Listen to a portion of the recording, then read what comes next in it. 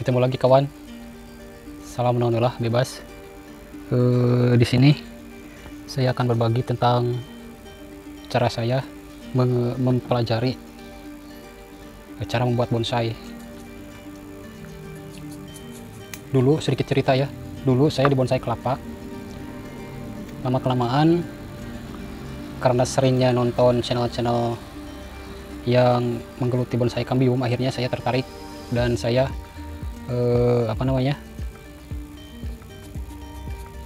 memberanikan diri untuk mencoba membuat bonsai.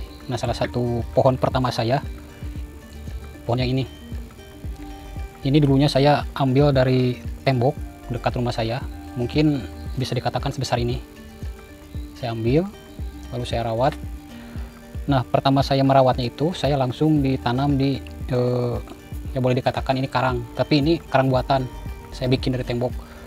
Ini baru saya lepas dari ground-groundannya. Kemarin saya memakai talang ke sini. Setelah saya lepas talangnya, kondisi akarnya baru seperti ini.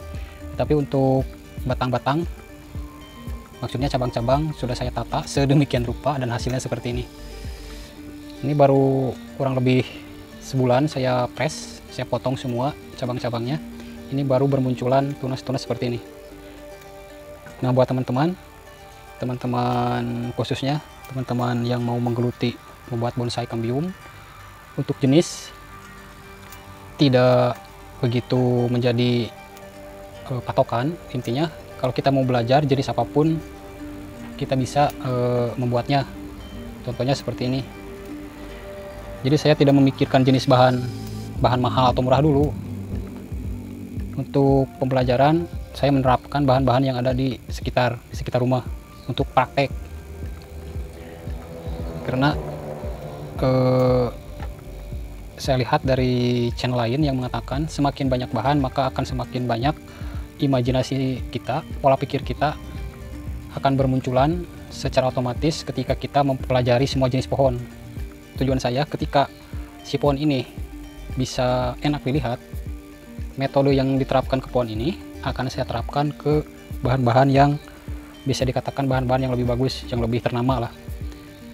Tetapi untuk jenis ini juga tidak kalah dengan bahan-bahan yang lain. Ini jenisnya Benjamin, beringin lokal. Banyak orang-orang bilang beringin lokal, beringin asli Indonesia mungkin. Tidak ada salahnya untuk jenis beringin seperti ini, walaupun dianggap lokal, tetapi kalau kita olah, kita tata sedemikian rupa, itu akan menjadi bonsai yang tidak kalah dengan bonsai-bonsai yang lain.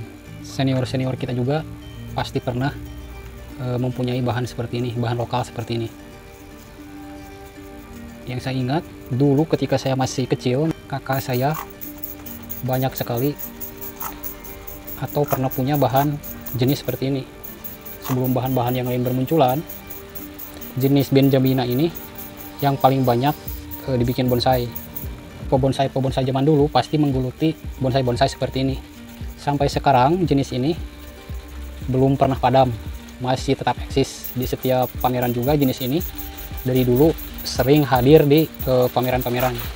Oke, hanya demikian saja sih, tidak panjang lebar. Saya hanya membagikan pengalaman saya dalam membuat bonsai. Siapa tahu menjadi inspirasi buat teman-teman, terkhusus pemula.